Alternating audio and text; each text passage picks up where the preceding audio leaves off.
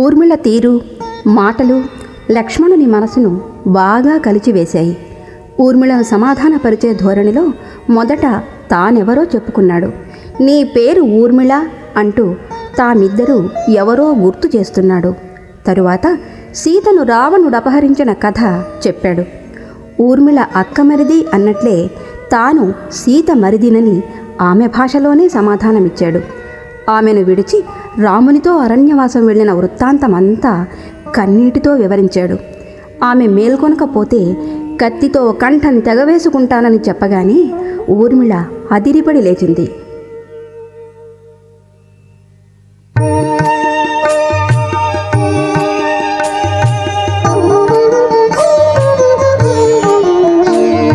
శ్రీరాము తమ్ముండనే అతడనగ సృష్టిలో నొకరు గలరా, జనకులల్లు నిగానటే భూమిలో జనకులనగానెవ్వరు. శతపత్రములు బుట్టిన చేడెరో సీతకు మరదిగానా, సీతయనగానెవ్వరు సృష్టిలో సృష్టిస నేను ఎరుగా. భూమి నూర్మిళ వందురే నీ పేరు బొంకకు ఈ పట్లను, దశరథుల నెడబాసియు అక్కడ జానకి చెరబోయెను. రావణుని సంహరించి ఆ సీతదేవి తోడుకు వస్తిమి, చేకొన్న ఇందువదన లోకాపకీర్తికే లోనౌదును. సీత మరదిని గానటే చేడెరు దయయుంచి మేలుకొనవే, నిన్ను బాసినది మొదలు ప్రాణసఖి నిద్రహారములెరుగనే. నీవు లేకాయున్నను ఓ సఖి ప్రాణములు నిలుపలేనే, నీవు లేకాయున్నను ఓ సఖి ప్రాణములు నిలుపలేనే. అనుచు కన్నుల జలములు కారంగ లక్ష్మణుడు తాబలికెను, కత్తి వరదీసి అప్పుడు లక్ష్మణుడు తావేసుకుందునెను. అనుచువాదము సేయక ఊర్మిళ దద్దిల్లి పడి లేచెను, అనుచువాదము సేయక ఊర్మిళ దద్దిల్లి పడి లేచెను. నిద్రలేచిన ఊర్మిళకు వాస్తవం తెలిసింది. తన వద్దకు వచ్చింది భర్తేనని తెలియగానే ప్రాణాలు తేజరిల్లాయట. అంటే ఇంతకాలం నిద్రావస్థలో నీరసంగా ఉన్న తనకు కొత్త ఉత్సాహంతో ఉత్తేజం కలిగిందని ఊర్మిళ భావాన్ని సహజ సిద్ధంగా వర్ణించారు. సుదీర్ఘకాలం వియోగం తరువాత కలుసుకున్న భార్యాభర్తల మధ్య సహజంగా ఉండే ఉద్వేగం, నిష్ఠూరం, కలబోసిన మమతానురాగాలు ఇద్దరూ పంచుకున్నారు.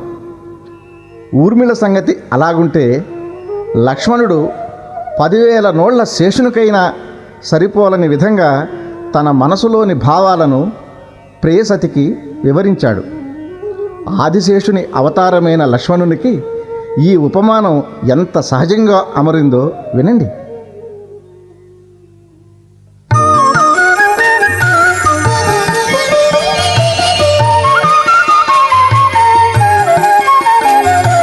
ప్రాణేశుడగుట తెలసి కోమలికి ప్రాణములు తేజరిల్లే, పతిపాద పద్మములకు అప్పుడు పంకజాక్షి మొక్కెను. పాదముల పైనియున్న తన సతిని కరమున లేవనెత్తి, గృచ్చి కౌగిట చేర్చుకు కాంతకు కళ్ళ జలములు దుడిచెను. గృచ్చి కౌగిట చేర్చుకు కాంతకు కళ్ళ జలములు తుడిచెను. మాతడి జనకరాజు మిమ్ము నమ్మి మరచి కళ్యాణమిచ్చే మానవంతుడనుచును తెలియక మదినియు పొంగుచుండే చిత్తముక దిక్కు నుంచి సమయమున చిన్న బుద్ధురు ఇంతులా చిత్తముక దిక్కు నుంచి సమయమున చిన్న బుద్ధురు ఇంతులా అనుచు ఊర్మిళ పలుకగా లక్ష్మణుడు మనసులో చింతింపుచూ దుఃఖవశమున పలుకుతూ యుండేటి సుదతి భావము తెలిసి చింతింపనిక నేటికే ఓ బాల అని ఇట్లు లాలింపుచూ తరుణి 14 నిన్ను విడచి ధరిస్తిని ప్రాణము ఆహార నిద్రాలను ఎరుగని అతివని మీదయానా ఆహార నిద్రాలను ఎరుగని అతివని మీదయానా పుణ్యపురుషుల స్త్రీలను ఎడబాపి పూర్వజన్మమున మనము